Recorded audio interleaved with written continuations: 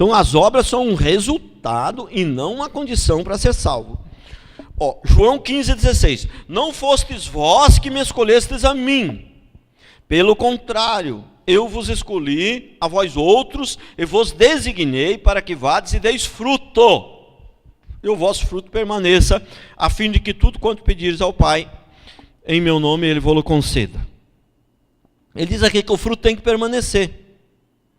Tem fruto bom aqui, ele está falando de fruto bom. Se está falando de fruto, ele está falando de coisa boa. Mas tem fruto bom que não permanece? Tem. Coisas boas que o homem faz, mas que não foi Deus que mandou. Esse não vai permanecer. Entendeu? Não? Há 25 anos atrás eu me converti, recebi o chamado para ser pastor e sofri. Fui muito humilhado e sofri, viu? Foi pauleira, principalmente. Hoje está tranquilo, tal. A gente vai aprendendo, Deus vai mudando, está tranquilo. Mas nos primeiros tempos foi muita humilhação, muito sofrimento. Entendeu? E se eu me acovardasse diante desse sofrimento e desistisse de ser pastor e fosse montar um lar. Irmãos, confessar para vocês aqui o pecadinho, entendeu? Naquelas horas de crise mais, da humilhação maior da coisa, eu cheguei a pensar nisso. Poxa, ser pastor é difícil demais. Montar um lar para cuidar de velhinho.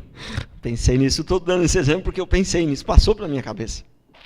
Se eu fosse montar um lar, cuidar de velhinho, irmãos, eu quero dizer a vocês que eu ia cuidar com muito amor, viu?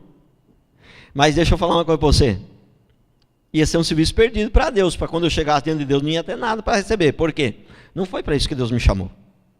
Falar, foi muito legal você fez, muito bom. Aí, parabéns. Então, eu fico imaginando Deus batendo palma para mim. Falo, parabéns, mas só que não tem galardão aqui, porque não foi isso aí que eu mandei você fazer. O que eu mandei você fazer, você não fez. Eu chamei você para ser pastor. Prestou atenção? Então, esse é o fruto que permanece. O fruto que permanece, não adianta você fazer coisa boa se não foi Deus que mandou. Né? Mas como eu vou saber que foi Deus que mandou? Irmão, se você tiver humildade, ler a Bíblia, orar, amar a Deus e as pessoas, irmão, sem você ouvir voz, sem aparecer anjo, sem nada, Ele vai te conduzindo.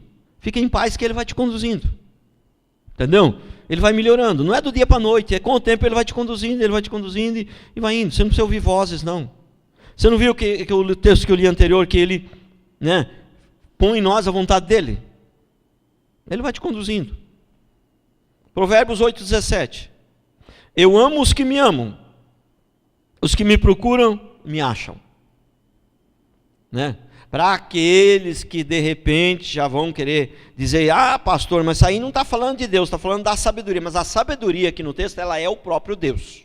Então não tem essa conversa não, não venha com essa conversa não. Aqui é o próprio Deus, eu amo, Deus ama quem ama Ele. Deus não ama o ímpio que não vai se arrepender. Porque o amor não acaba. Se Deus amasse o ímpio que não vai se arrepender, Deus ama o ímpio não se arrepende. Aí depois Ele lança o ímpio no inferno, fala para o ímpio, olha ímpio, agora não te amo mais, te amei só até aqui. Mas espera aí, mas a Bíblia diz que o amor não acaba, não tem fim, como é que Ele vai amar o ímpio só até lá? Entendeu? Então não tem jeito. Deus não ama. Deus, a frase mais fajuta, mais herética que existe, aí que o mundo conhece, muitos evangélicos falam, é Deus ama. Deus odeia o pecado, mas ama o pecador. Não tem como separar o pecador do pecado. O pecado anda voando por aí sozinho. Onde tem um pecado, tem um ser humano. E o responsável pelo pecado é o ser humano que pecou. Ele que é o responsável. Não. O irmão aqui dá um murro na cara do outro aqui. Eu falo, irmão, você vai ter que ser punido. Não, pastor. Deus ama o pecador. Você não pode punir eu, não. Você tem que punir o pecado. Mas o pecado é muito abstrato. Porque onde está? Entendeu? Onde tem um pecado, tem um pecador. E o pecador ele é responsável pelo pecado. Não tem como esse negócio de amar o pecado, odiar o pecado e amar o pecador. E ele ama sim o pecador, que ele sabe que vai se arrepender. Esse aí ele já amou antes da fundação do mundo, irmão. Esse pecador que vai se arrepender, esse aí ele ama sim. Já amou desde a fundação do mundo. Mas o que vai se arrepender, o que não vai se arrepender, foi feito para um propósito, para ser lançado no inferno, para exercer juízo contra o povo de Deus e para ser lançado no inferno depois. Foi feito para esse propósito. Como é que ele vai amar? Como é que ele vai amar Faraó? Se Faraó foi feito para esse propósito, para perseguir o povo, para ser juízo para o povo de Deus, como é que ele vai amar Faraó, meu Deus? Se Faraó foi levantado para isso, foi feito para isso, para o mal. Como é que ele vai amar Faraó, irmãos? Como é que ele vai amar Faraó, se Faraó é um tipo de Satanás? Você viu que tem muita mais coisa errada nesse mundo do que você imagina. Não só no mundo, mas também em muitos púlpitos.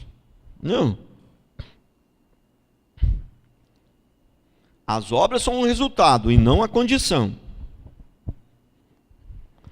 Efésios 2, 8 a 10.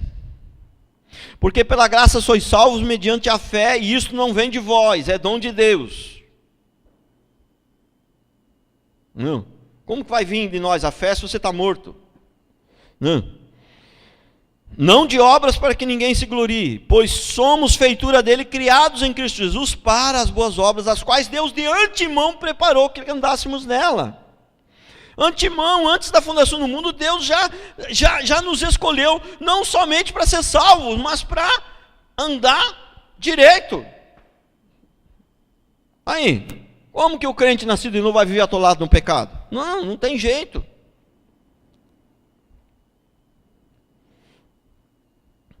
Para encerrar, Tiago 2,17. Toda boa dádiva e dom perfeito são lá do alto, descendo do Pai das luzes, em quem não pode existir variação ou sombra de mudança. Prestou atenção? Deus, não pode haver variação ou sombra de mudança. Deus não muda. Mas como que Deus vai mudar se Ele é perfeito? Como é que Ele vai mudar se Ele é perfeito? E Ele mudar, Ele deixou de ser perfeito. Tem como Deus mudar? Lógico que tem situações que parece que Deus muda, mas aí é porque a pessoa, no fundo, quem mudou foi o homem. Aí Deus, então, Ele volta atrás. Mas não é que Ele mudou, Ele já sabia de tudo aquilo ali antes da fundação do mundo. Ele sabia que a pessoa ia mudar e Ele já ia voltar, entendeu? Na verdade, Ele não mudou, quem mudou foi a pessoa. Por isso que muitos confundem bastante isso, né? Tem alguns textos realmente que parece que Deus muda, mas aí não é o Deus que está mudando, é o homem que está mudando. Amém?